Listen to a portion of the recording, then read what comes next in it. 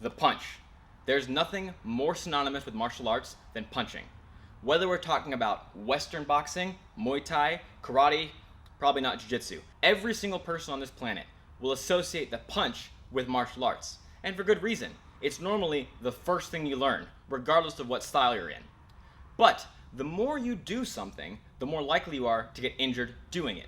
And martial artists know this. So, we've invented a variety of gloves to protect our hands while also allowing us to practice using our hands. But which glove is the best glove? Which one do you want to buy that best allows you to practice your style while also protecting your hands? Well, today, we're going to go over that.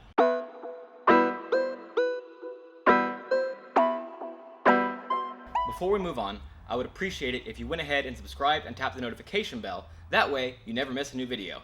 And without further ado, let's get started. Today we're going to talk about two different styles of glove. We're either talking about the closed-fingered boxing glove or the open-fingered MMA style glove. Now, this could be a 4-ounce glove, this could be more of a point karate glove, this could be a kickboxing glove, doesn't matter. If it has an open palm and separation of the fingers, it's MMA style. If it has a closed palm and the knuckles are all held together in one giant piece, that's a boxing glove. That's just going to make our conversation that much easier. We're also going to discuss training barehanded, because you can't always train in the glove. So, we're going to talk about the boxing glove, the MMA glove, and training bare knuckle. Let's get started talking about the boxing glove. Before I even finish putting this glove on, you may have noticed I'm wearing hand wraps, and that's for good reason. Because while the glove might protect me from breaking my knuckles, it doesn't do anything to protect me from bending my wrist or cutting my knuckles open while I'm striking. So what the hand wraps do is secure my wrist to my fist, so I don't run the risk of jamming my wrist if I punch incorrectly, and also it offers me a couple layers of cloth protection so I don't cut myself open if I scrape the bag when I'm punching. So if you're going to train in boxing gloves, you also want to be wearing wraps. That's a non-discussion. Now, talking about the glove itself. The boxing glove, obviously, is a closed finger design. It secures all my knuckles together, secures my palm and my thumb to my fist, so that essentially I have a giant battering ram on my hand. It prefers punching with the 4 knuckles. So if we're talking about jabs, crosses, uppercuts, or hooks, any strike that punches with the front of the hand is enforced by the boxing glove. It's a good offensive tool in that way, but it's also a good defensive tool. Because of the size or the width of the glove, I have a built-in shield to protect myself. I can defend myself from most strikes pretty easily. You'll see a lot of times when people are sparring with boxing gloves, they just sit back and hide in the shell right here that prevents any strikes from coming around. And that's good. That means the boxing glove is equally offensive as it is defensive. Now, if you only train in boxing gloves, then you have nothing to worry about. But if you're trying to train for self-defense, then this is a much bigger shield than you're going to have in real life. So it's a good shield to have in training, but it's not necessarily realistic. Like I said, it prefers front of hand striking, which means if you come from a style that incorporates, let's say, hammer fist, open palm strikes, ridge hand strikes, the glove makes that all feel kind of awkward. For example, for me, I like to throw back fists a lot when I'm sparring, but because of the way the boxing glove is designed, because of how bulky this thing is, it feels very awkward for me to throw a back fist this way. So I tend to just throw a hammer fist if I throw anything at all. Now I can already hear the karate nerds crying out that that's why we don't train with the boxing glove. It takes away too many of our available weapons that we like to use. But here's the thing. The most common punch you're ever going to use either in sparring or in a self-defense situation is going to be the 4 knuckle strikes, because those are the easiest punches to throw and also they deliver the maximum damage. Everything else is either some kind of setup, some kind of diversion, or has a very specific one-time kind of use. So the boxing glove is the best for the most common thing that we're going to be doing. But I will concede it's not the best for everything we're going to be doing. At the same time, I also hear that the boxing glove isn't good for grabbing and pulling onto your opponents. To which I say, watch some Muay Thai fights. Look at the clinch fighting. You can grab pretty well with the palm of your hand. Your fingers don't necessarily need to be involved in grabbing onto something. However, I will say that if you're going to be trying to grapple with someone, as in taking them to the ground and then choking them out down there, obviously the boxing glove is going to preclude that kind of movement. The other thing to keep in mind is that the boxing glove doesn't enforce proper punching technique. If I punch this bag, can you tell if my fist is closed, if my fingers are open, if my wrist is bent? Not really, especially if I throw it with high speed. And I can get away with that while I'm wearing the boxing glove because I have so much padding that it'll allow me to do that. But if I was punching bare knuckle and I punch with a bent wrist, that could be serious damage to my hand. So, like I said, the boxing glove offers the most protection, but it also offers the most forgiveness, which isn't necessarily the best thing. All that being said, the boxing glove is hands down the best option for heavy bag work, for pad work, or for sparring.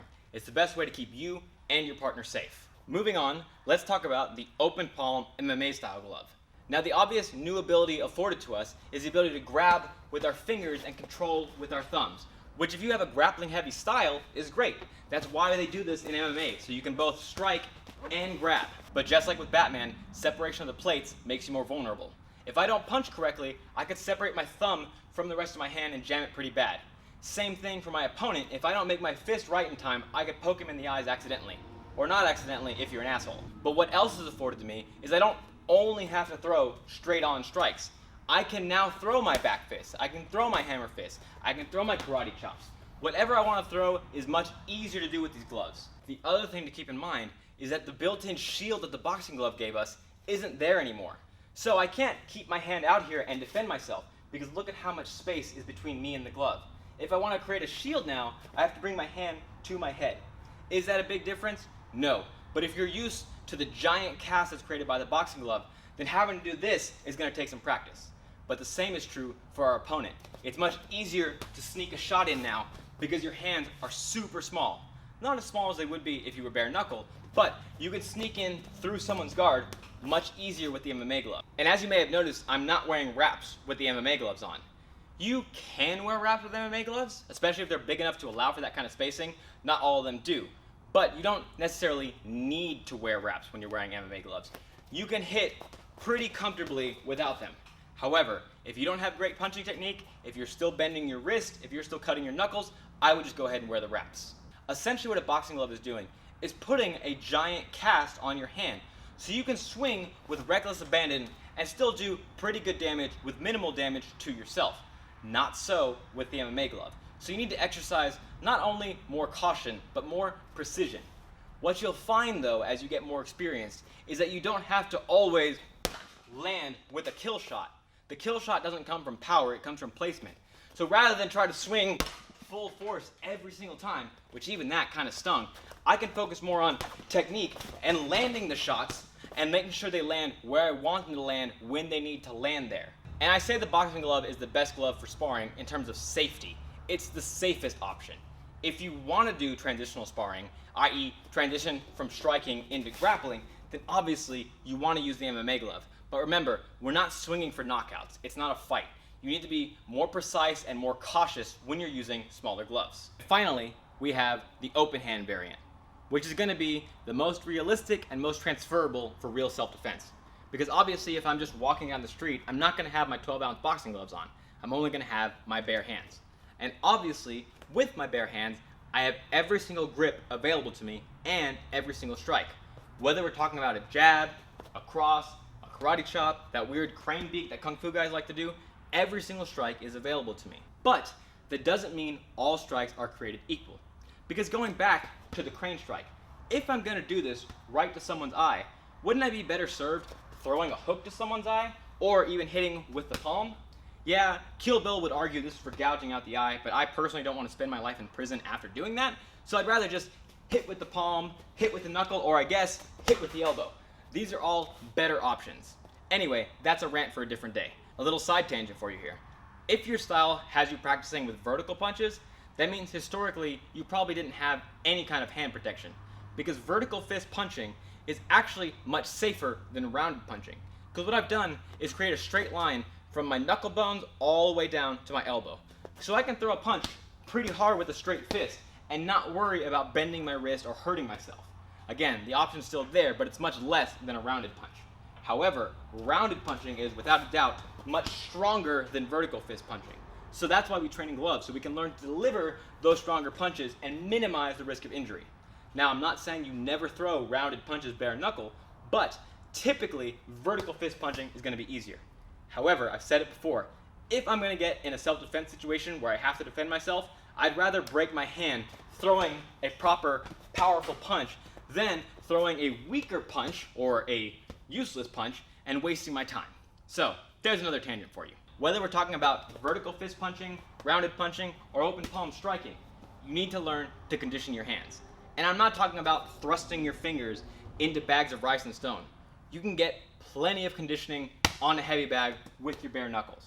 There's still microfractures happening in the hand that are conditioning them to get stronger. But more importantly, you're becoming desensitized to that sting in your hand. If you've never hit somebody in the face before, it hurts. Punching hurts. So while you practice on the bag or on the pads, you're learning to become desensitized to the pain. And that's what's most important. So yes, open hand training is important, especially if your goal is self-defense. But if you're training for combat sports, I think open hand training is still important, because you can't train in a glove all the time and say for sure that you always punch with perfect technique.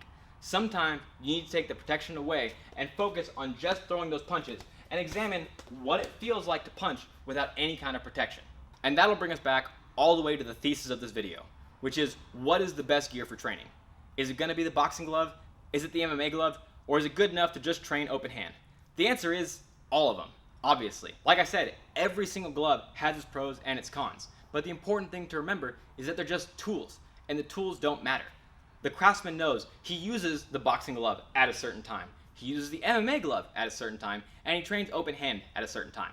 Obviously, if I'm going to train on the heavy bag, like I said, I want to have the boxing glove 99% of the time. But sometimes I want to use the open hand variation so I can learn to condition my hand and desensitize myself to the pain.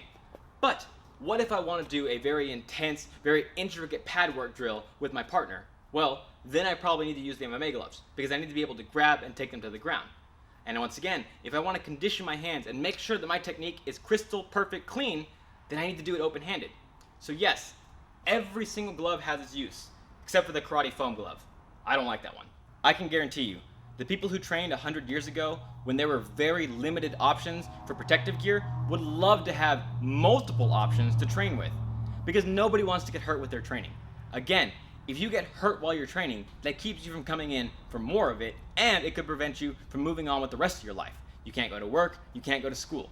So, protective gear isn't making you weaker, it's helping you get stronger. So I hope you guys enjoyed this video, I hope you learned something, I hope it motivated you to go pick up some new gear. It's the end of the year, it's holiday season, and to be honest, we all deserve some new, nice stuff. And if you guys are looking for a channel that combines the practicality of combat sports with the reality of self-defense and the fun of traditional martial arts, the boxing glove, the MMA glove, and the open hand, then please go ahead and subscribe, tap the notification bell, leave a comment, share it with your friends. All that support really means a lot to me. And as always, I want to thank you guys for the hard work, thank you for the hard work yet to be done, and I'll see you next time.